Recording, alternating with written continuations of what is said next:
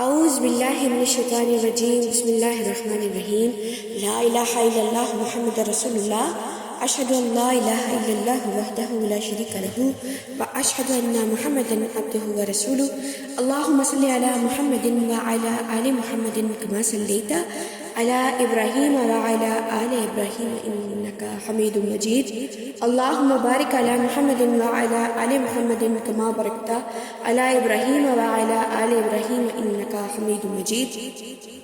حدیث مبارکہ ہے بیان کرتی ہوں کہ جیسا کہ امام حمیدی نے کہا کہ ابن عینیہ کے نزدیک الفاظ حدثنا اور اخبرنا اور انبانا اور سمیتا ایک ہی تھے۔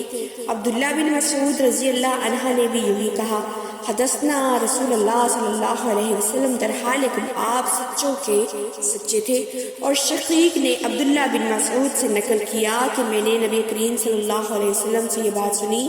اور حذیفہ نے کہا کہ ہم سے رسول اللہ صلی اللہ علیہ وسلم نے 2 حدیثیں بیان کی۔ اور ابو عالیہ نے روایت کیا کہ ابن عباس رضی اللہ عنہما سے انہوں نے نبی کریم صلی اللہ علیہ وسلم سے، آپ صلی اللہ علیہ وسلم نے اپنے پروردگار سے، اور انس رضی اللہ عنہ نے نبی کریم صلی اللہ علیہ وسلم سے روایت کی ہے، اور آپ صلی اللہ علیہ وسلم نے اپنے پروردگار سے، اور ابو ہریرہ رضی اللہ عنہ نے نبی کریم صلی اللہ علیہ وسلم سے روایت کی ہے۔ کہا آپ صلی اللہ علیہ وسلم اس کو تمہارے رب اللہ تبارک و تعالیٰ سے روایت کرتے ہیں کہ جو تم میں ایماندار ہیں اور جن کو علم دیا گیا ہے اللہ ان کے درجات بلند کرے گا۔ اللہ کو تمہارے کاموں کی خبر ہے، اور اللہ تعالیٰ نے سورۃ طٰہٰ میں فرمایا کہ یوں دعا کیا کرو کہ پروردگار مجھ کو علم میں ترقی عطا فرما۔ یہ حدیث مبارکہ تھی۔ اور امام حسن بصری اور سفیان ثوری اور مالک نے شاگرد کے پڑھنے کو جائز کہا، اور بعض نے استاد کے سامنے پڑھنے کی دلیل جو ہے زمام بن سلبہ کی حدیث سے لی ہے۔ اس نے نبی کریم صلی اللہ علیہ وسلم سے عرض کیا، یہ جو حدیث میں بیان کر رہی ہوں صحیح بخاری حدیث نمبر 62 اور 61، ٹھیک ہے۔ اور امام حسن بصری رضی اللہ تعالیٰ عنہ اور سفیان ثوری مالک نے شاگرد کے پڑھنے کو جائز کہا، اور بعض نے استاد کے سامنے پڑھنے کی دلیل زمام بن سلبہ کی حدیث سے لی ہے۔ اس نے نبی کریم صلی اللہ علیہ وسلم سے عرض کیا تھا کہ کیا اللہ نے آپ کو یہ حکم فرمایا ہے کہ ہم لوگ نماز پڑھا کریں؟ آپ صلی اللہ علیہ وسلم نے فرمایا ہاں۔ تو یہ گویا نبی کریم صلی اللہ علیہ وسلم کے سامنے پڑھنا ہی ٹھہرا۔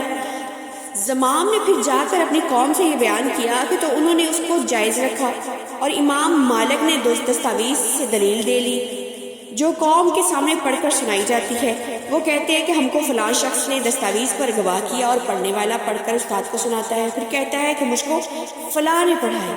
ہم سے محمد بن سلام نے بیان کیا، کہا ہم سے محمد بن حسن واسطی نے بیان کیا ہے، کہا ہے انہوں نے حسن بصری سے انہوں نے کہا عالم کے سامنے پڑھنے میں کوئی قباحت نہیں ہے۔